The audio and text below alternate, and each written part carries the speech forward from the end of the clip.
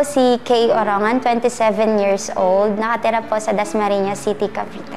5 kaming magkakapatid. Ako yung middle child. Masaya naman kami magkakasama.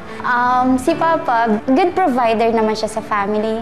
Mapagmahal sa amin, lahat ng kailangan na bibigay naman. Lagi naming bonding kapag kasama si Papa. Umaawit, gano'n. Tapos sumasaya, yun yung lagi naming bonding, naglalaro. Yan. Mula elementary hanggang high school, lahat ng school projects ko, lahat ng activities ko, si Papa yung kasama ko palagi sa school. Kapag recognition, graduation, aakyat sa stage, si Papa lagi kong kasama. Nung time na yun, galing ako sa school, pag-uwi ko, sabi ng kapatid ko, nagsusuka si Papa ng dugo. Tapos hindi ko alam yung gagawin. Tapos si Papa, sabi niya lang sa akin, bahala na. Wala na. Hindi na namin nadala sa hospital. Tapos hindi ko alam yung process, hindi ko alam sinong lalapitan ko. Ang tagal mag-sink in na pinagpahinga na si Papa hanggang college. Kasi hindi ako yung nag-open up sa iba. Kay Papa lang ako nasanay na kay Papa ako lagi nag-open up, nag-share lahat. Sobrang nagkawata-kawata kami.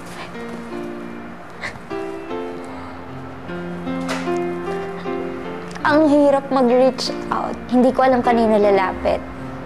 Patapos na yung 3rd year high school ko, hindi ko gustong huminto. Kasi nasa honor list ako. Ayoko mapabayaan kasi pinangahawakan ko yung sabi ni Papa na kailangan mo magtapos. Doon ang ginawa ko, hindi ako marunong maglaba, magluto. Ang ginawa ko, doon sa teacher ko, tumanggap ako ng labahan ng teacher ko, ng advisor ko. Taga-check ng mga papel niya, taga-records. Yun ang ginawa ko, sideline.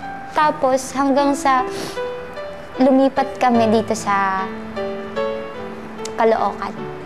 Nung paglipat namin, doon inisip ko na kahit sa maliit na paraan, makatuwang ako. Tinuloy ko lang yung paglalabada. Nangangapa ako kasi bago. Sinasabi mo si Ante paano tumanggap ng sideline. Bukod sa paglalabada, tutorial session, kasi doon mas gamay ko yung pagtuturo sa primary, sa mga bata. Gusto kong hirap sa pagbabasa, ganun tinutulungan ko. Ang unang tanggap ko ng 20 pesos. So yung 20 pesos na yun, kahit isang sardinas lang, okay na kami. May pang ulam sa tanghalian. Saturday lang siya pwede, tas Sunday, tumutuwang ako sa gawaing bahay. Bukod doon, pagka-graduate ko ng high school, kailangan kong pumasok sa pagiging kasambahay. Kahit hindi ko kaya yung pagiging kasambahay, pinasok ko. Uminto ako ng 1 taon. Hindi ko nakayanan. Bumigay yung katawan ko as in nagkasakit ako. Hindi ko kinaya. Nag-apply ako as a student assistant sa school. Tapos nag-apply ako ng mga scholarship sa ibang organizations. College na ako ng time na yon. Monday to Saturday, kailangan kong dumuty as a student assistant sa school. Inventory, tapos mga reporting sa TESDA. Ako yung may hawak sa paperworks. Kaya Sunday, doon lang ako. Umaga, kailangan kong maglabada. Tapos pagdating sa hapon, kailangan kong kung pwede magbantay ng bata. Yun ang ginagawa ko para may panggastos ako sa isang linggo. Yun lang yung ginagawa ko. Pag hanggang sa nakatapos ako, hanggang sa dumating na OJT, kailangan ko ng mas malaking pera. Hindi kaya yung sideline, 500.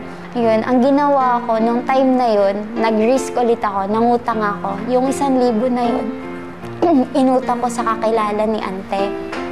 Tapos sabi ko, pagka-graduate ko, makakahanap agad ako ng trabaho, tapos babayaran ko.